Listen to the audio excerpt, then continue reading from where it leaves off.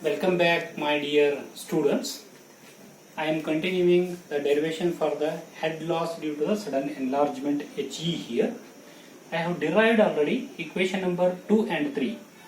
Both are the same equations. Both will tell us that the axial force in case of the fluid flow when that suddenly that fluid is enlarged.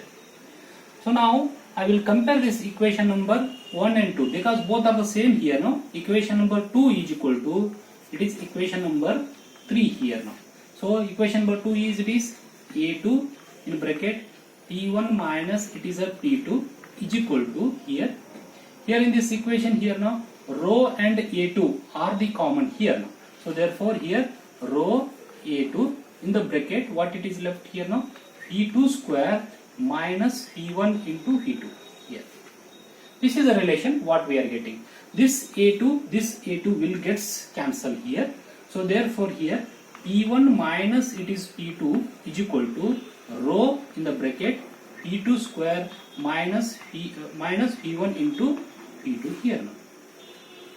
So this is what we got here now. P1 minus P2 we got here now. Call this is equation number 2, 3 and this is 4 here. This is 4 equation here.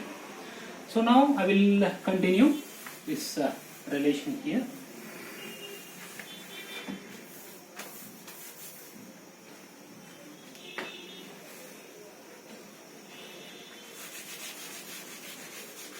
Yes.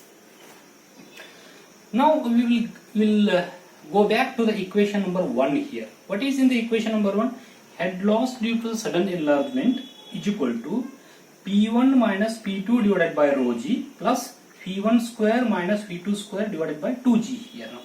What I will do, I will substitute this relation of P1 minus P2 of equation number 4 to the equation number 1. This one I am substituting here now. Here I am substituting. Then what I am getting here now? HE is equal to head loss due to the sudden enlargement. HE is equal to, in place of P1 minus P2, this one. This is rho in the bracket here now. P2 square minus P1 into that is a P2. P1 into P2 divided by rho g here. Divided by rho g plus here this one, this term. It is P1 square minus it is P2 square divided by 2 into g here. This is the relation what we got here. So now that I will simplify it, this relation here.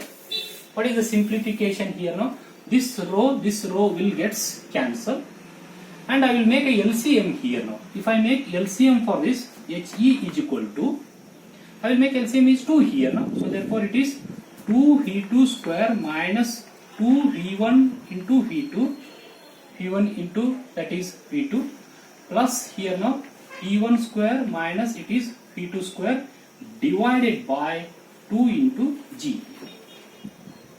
So now 1 V2 minus 1 V2 square, here 1 2 V2 square is there, gets cancelled here now. So therefore HE is equal to, here what we are getting, P1 square, I will write first this one, P1 square that is plus P2 square minus 2 into V1 into that is V2 divided by 2G here. This is the relation what I am getting here. So next, this is nothing but, this equation is nothing but, it is A minus B whole square here now. This is A square plus B square minus 2AB here now. So therefore here HE is equal to, it is V2 minus V1 whole square here divided by 2 into G here. So very important that relation which will account the head loss due to the sudden enlargement here now. What is this? It indicates here now, sudden enlargement means it is suddenly enlarging here now. Larger diameter pipe is connected to the smaller diameter. So smaller diameter pipe is connected to the larger diameter pipe here. P2 is here, P1 is here now. So therefore the difference of velocity square, it is V2 minus V1 square divided by 2G. It is the loss of kinetic head. The loss of kinetic head will be takes place when it is moving in a sudden enlarged that pipe here. This is the relation what that we are finding here in this case here. It is head loss due to the sudden enlargement here. So next here, if it is sudden contraction here, sudden contraction, if it is a sudden, that is a contraction here, no? Sudden contraction means larger diameter pipe is connected to the smaller diameter pipe here, like this here. So what happens here? What happens? The fluid will comes along this larger diameter pipe, then it will not follow this path. Suddenly it will goes to the smaller diameter pipe, then coming to the larger diameter pipe and goes to the smaller diameter pipe here now. So what happens? Similarly, how that sudden enlargement is taking place, here also it will take place. Adverse pressure gradients will makes losses here. So now that this is the axis of this one now, I will take that section number 1 here and section number 2 here now. So one thing will happen in case of the sudden contraction. Here it will not follow the smaller diameter pipe also here now at certain distance. Then afterwards it will start following here now. This is called as the vena contracta. Vena contracta here, as we have studied in case of the orifice meter. Same vena contracta we can observe in case of the sudden contraction here now. So here one section we are taking here now, CC or C. C is the section we are taking at this point here. Then in case of this sudden contraction, directly we can write that head loss due to the sudden contraction HC, sudden contraction, that is head loss